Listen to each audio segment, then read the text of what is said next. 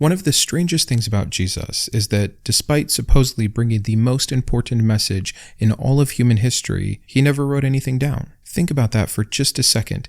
The fate of every literal human soul after the death and resurrection of Jesus depended on knowing and understanding the very message of Christ. And yet it was left up to secondhand accounts, oral tradition, and people writing down the message decades after the fact at best. We have to ask, why? Why Jesus, the Son of God, God himself, the Messiah, the Word made flesh, didn't write down his own teachings? It's not like it was uncommon. If you believe the biblical tradition, you even believe that Moses wrote down his own teachings. That's foolish for many reasons, but still, other figures in history, whether it's Muhammad or Confucius or Plato, had their writings recorded in their own lifetime, or even sometimes by themselves. But with Jesus, we get nothing direct. And I think that's a big problem. Now, it doesn't disprove anything in particular. There are objections to this, which I will cover, but I think it's just a little bit more evidence that Jesus wasn't who people claimed him to be. And as far as I can tell, there's 4 main potential or possible explanations. So I want to go through those. I want to go through the objections, and then we'll close out. This will be really short. As you can tell, I am not in my usual place. I am still on the road traveling. I just got done with a major presentation. I'm back in the room, and I wanted to just cover something simple. Yes, I know it's a Thinking Thursday episode. This doesn't quite fit. Next Thursday, we're going to be covering Hypatia of Alexandria. You do not want to miss that one, but I'm still doing research. I need a bit more time.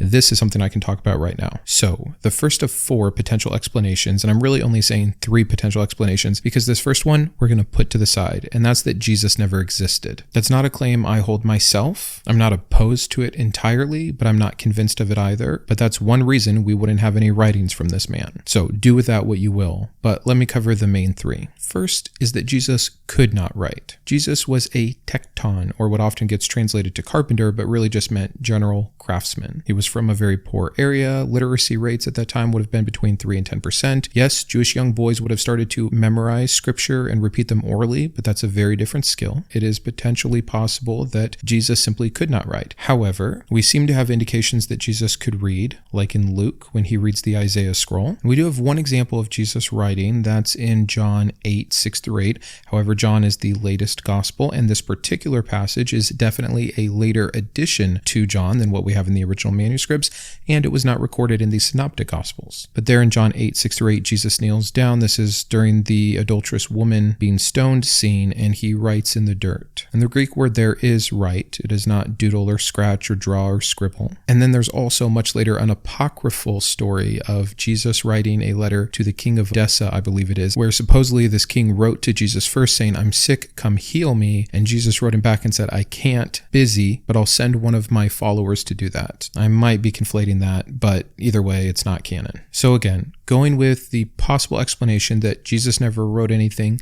because Jesus couldn't write anything, what are the problems with that? First, if Jesus was truly God in the flesh, all-knowing and all-powerful, the fact that he couldn't do this task, writing, seems to make no sense at all. Now, that's looking at Jesus's divine part. Even though Jesus was 100% divine and also 100% human, they get to pick and choose which one works for which part of his timeline. So if we go with Jesus in just human form, he still had 30 years to learn this. There would have been rabbis and scribes and even everyday merchants that he could have gone and sought out this information, which, again, considering his message, seems like it might have been a very practical and worthwhile thing to do. Maybe start your ministry at 31 and take that 1 extra year to learn how to record what would be, again, the most important message for all time. And again, if he could read in the synagogue, it's not like it's a far jump to writing. And also when Christians argue this, which by the way, many Christians do argue that he just couldn't write, that's why we don't have it, and it had to happen later from his followers, it's no more likely that some of those men could write than Jesus could write. And they'll make other excuses about how materials were scarce and expensive, but that's just not true. Plenty of text do exist from that time. Thousands of other writings from Jewish and Romans, not to mention the Dead Sea Scrolls, the writings of Paul, and the very very concept that Christians will say, oh, Jesus couldn't write, but he could walk on water. Wouldn't maybe one of the most important miracles be writing down his message perfectly instead of spitting and covering in mud the eyes of the blind? Open the eyes for all of humanity for all time by writing down your own message. We're going to get to the implications of this. They're probably obvious, but quickly and at a high level, the thousands of denominations, the contradictory gospels, along with the contradictory text of Paul, the issues that has led to, the split doctrines, the people that will literally burn in hell for getting it wrong, again, according to the story, all could be fixed by this one simple miracle, or doesn't even need a miracle, this one simple skill. I can hear the objections coming, oh, you're making a lot of assumptions about what Jesus should have done, what God should have done, etc.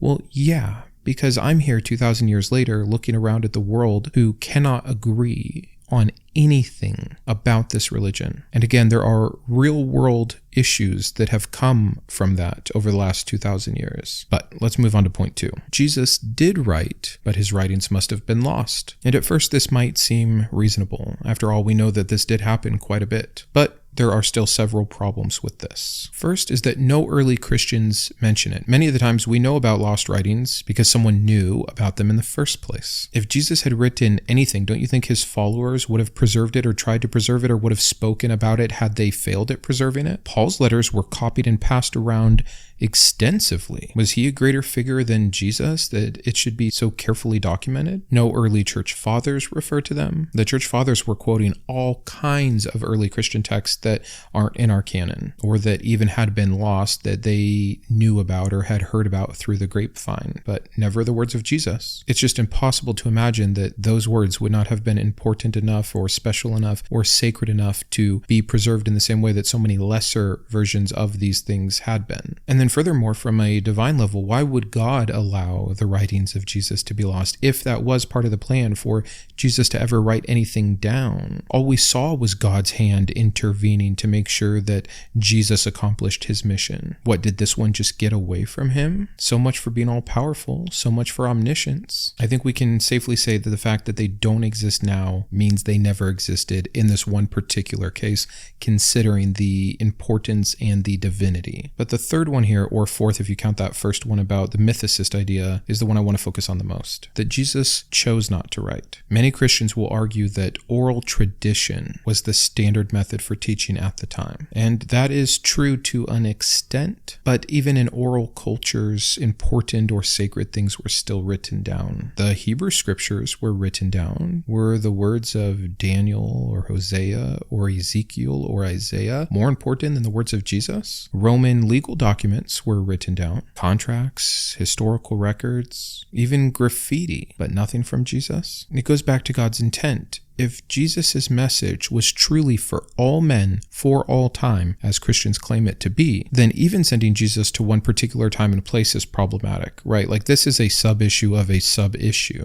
But one of the only excuses that gets you out of sending Jesus to one time and place in people is, okay, but the message was preserved so that it could be for everyone elsewhere and in else time. Else time? Other time? For all time. You think the God of the universe didn't know that oral tradition was not the most effective way of preserving perfect concepts? You think he didn't understand the breakdown in the telephone game? And again, you can extend this argument to anything. Why the gospel writers happen so late, why they contradict each other, and on and on and on. But still, for the very person of Jesus, this just becomes without excuse to me. And then again, look at the fallout, contradictions, the distortions. Think about how much evil has been done by misunderstanding of Jesus's words. But what if Jesus, with perfect knowledge, using that divine part of himself, crafted the absolute and only gospel? Wouldn't that be something? It's just amazing to me to think that God would go as far as to send his own son, to become human, to do human things, to be in community, to have friends, to go on the road, to spread his message, to preach to large crowds, to knowingly influence later works of writing, and says, yeah, that's good enough. The rest of the world can figure it out from here. Could he not see what would happen in 100 years, in 400 years, in 1600 years, in 2000 years? This has been an issue every single day since. If the real goal from Jesus was clarity and unity, which he preaches. If he really desired that none should be lost, why not pick up the same power that so many other men saw as the best way to preserve ideas, the power of the pen? It's inexcusable, unless he's just another man, unless he was just another teacher. Or, and this is point B to this third or fourth issue, he didn't care about the rest of the world or the future knowing his words because he thought the world was coming to an end, which we clearly see that's what he thought. I think that's actually the best explanation. If this Jesus existed, he thought of come back soon. Not the kind of soon that the Chosen series kind of makes fun of because Jesus is so mysterious. Soon as in truly I tell you, there are those among you right now that will not taste death, and yet 81 generations later, that didn't happen. It's the same reason that Jesus and Paul and others like it preached about forsaking family. There was this urgency to getting the message out there, this great commission, because the time was near. No time to make a family, no time to plan for the future, no time to save up for retirement, no time to write books. There wouldn't be anyone here to read them. So I've pretty much covered the objections, I think, but just quickly, some of the most common objections when a skeptic like myself points out, isn't it weird that Jesus didn't write anything down, is one, he didn't need to, he had followers who would do it for him. But this assumes that the disciples would accurately record what was said, which they didn't, because it wasn't them, it was anonymous authors decades later that contradict. I can't say it enough. And again, Jesus would have known they were going to get it wrong, which should have been the main motivation for doing it himself. It just all falls apart. Well, Jesus was just following Jewish oral tradition, which still relied on written text. What do you think they were orally saying? The Torah, the prophets, the written word. And then especially if you're the one ushering in a new covenant, maybe get that thing written down. Well, Jesus' teachings were meant to be lived, not read. Yes, that's really something people have said. Even if that were true, written words would still matter. That's how you know how to live it out. This is always the disconnect that happens. I will talk about issues in the Bible. Christians in the comments will laugh and say, you're too hung up on the Bible. Don't you know it's just about relationship? Don't you know it's just about Jesus? Don't you know it's just about acting this thing out correctly? And then they will quote why they believe that, or what those things to be acted out correctly are, or how to have the relationship with Jesus. And guess where all those quotes come from? The Bible. If you're a believer today and you think you believe in God, Yahweh, and have a relationship with his son, Jesus, to the extent that you don't need the Bible, the only reason you even know those two names or what prayer or fasting or communion or church or any of those concepts look like is because of the Bible. And yes, there's church tradition and history and teaching and things like that, and all through it relied on scripture. You don't get to leave that behind. And since we do have scripture that is trying to record the words of Jesus, and again, we have all those problems, then in that case, Jesus should have written something down, or he just didn't know that it was going to be an issue, or he just didn't care. However you slice it, problem. So in conclusion, I think the very fact we don't have a gospel of Jesus is good evidence for the fact that if this Jesus existed, he was just another man, just another preacher, just another miracle worker, just another claimed Messiah in history, because a real God with a real message for all of mankind that was necessary to be understood perfectly for their eternal soul could have and should have done better. I'll see you Sunday for a new video where I will finally be back home after 2 weeks of traveling, and until then, keep thinking. I'd like to personally thank all my top tiers of support: my Iconoclast, Alexander, Ann, Boris, Eric, GVI, Joe, Kitboga, Perry, Rachel, Rocket, Sean, and Tom; my Humanist Heroes, James, Jared, Christy, and Thronus; my Atheist Advocates, Caleb, Carla, David, Drew, Jeff, Jeffrey, Lisa, Paul, Sparky, Thomas, and Todd, with a special shout out to all of my secular scholars and free thinkers, and also wanted to acknowledge all of my skeptics and rationalists who are not on the screen. Because of your combined generosity, we're able to help people who are doubting, deconstructing, or deconverting. If you haven't yet, would you please consider joining these fine people?